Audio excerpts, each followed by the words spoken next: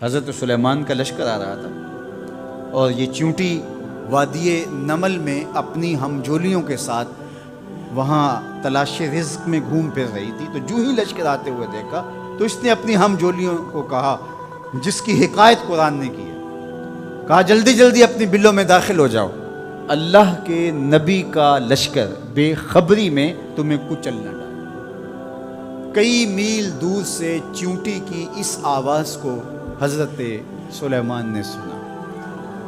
قرآن بتاتا ہے فَتَبَسَّمَ ضَاحِكًا مِّن قَوْلِهَا، اور اس چیونٹی کی اس بات کو سن کر پیغمبر کے چہرے پہ ہنسی آ گئی، مسکراہٹ آ گئی کہ یہ کیا بول رہی ہے۔ اللہ اکبر! چیونٹی کو پکڑ کے کان کے پردے پہ بھی ڈال دو تو آپ پھر بھی نہ سمجھ پائیں کہ وہ کیا بول رہی ہے، لیکن اللہ کے پیغمبر کی شان یہ ہے کہ کئی میل دور سے وادی نمل میں بولنے والی چیونٹی کو جو بول رہی ہے وہ بھی سن رہے ہیں اور اس کا جو مفہوم ہے وہ بھی سمجھ رہے ہیں۔ یہ پیغمبر کی شان ہے۔ کبھی بھی پیغمبر کو اپنی ذات پہ قیاس کرنے کی غلطی نہ کریں۔ نہ پیغمبر ہمارے جیسا ہے نہ ہم پیغمبر جیسے۔ ایک شخص نے روزہ رکھ لیا تو گرمی تھی، چلاتی دھوپ تھی، تو وہ بے ہوش ہو گیا، تو لوگ اس کے اوپر کپڑا تان کر کے کھڑے تھے سائے کی۔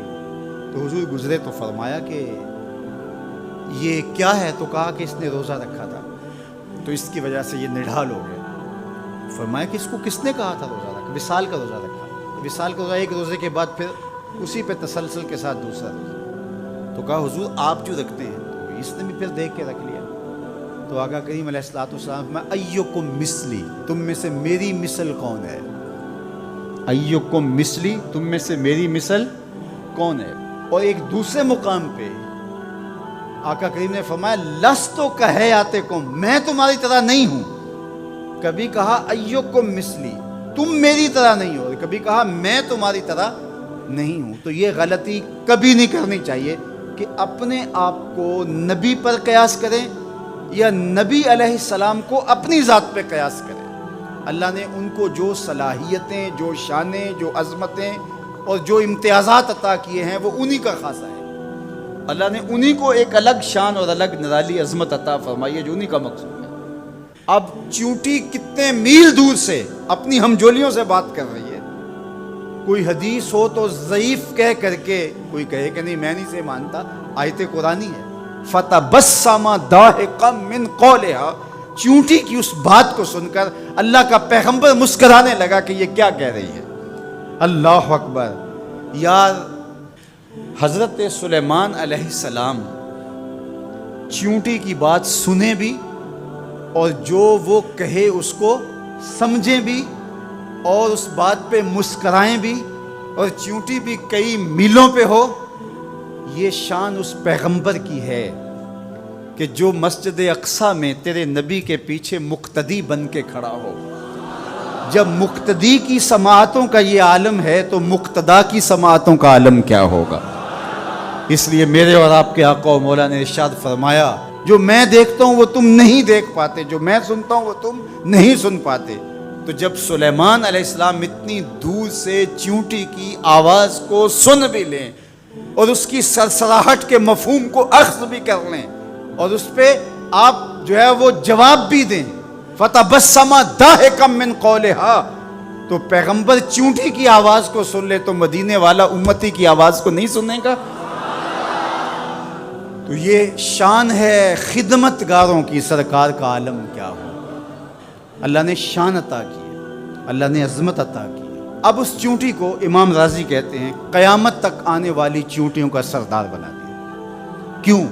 اس لیے کہ اس چیونٹی کو اس بات کا علم تھا کہ اللہ کے نبی کا لشکر جان بوجھ کر ننھی جان کو بھی ضائع نہیں کر سکتا۔ یہاں ایک لمحے کے لیے رکیے اور اس مفہوم کو اچھی طرح ذہن میں اتار لیجئے، اپنے اندر راسخ کر لیجئے۔ نبی کی تربیت پانے والا لشکر جان بوجھ کر کے ننھی جان کو بھی ضائع نہیں کر سکتا، اور جو اپنے بدن سے بم باندھ لے اور انسانوں کے انبوہ میں گھس جائے اور پھر بم پھٹے اور چھوٹے چھوٹے بچوں کے جسم کے ٹکڑے اور گوشت کے لوتھڑے بھی دیواروں سے چپک جائیں اور فرش خون سے بھر جائے اور وہ سینے پہ ہاتھ رکھ کے ذمہ داری قبول کرے، وہ نبی کا لشکر تو نہیں ہو سکتا، کسی شیطان کا لشکر ہو سکتا ہے۔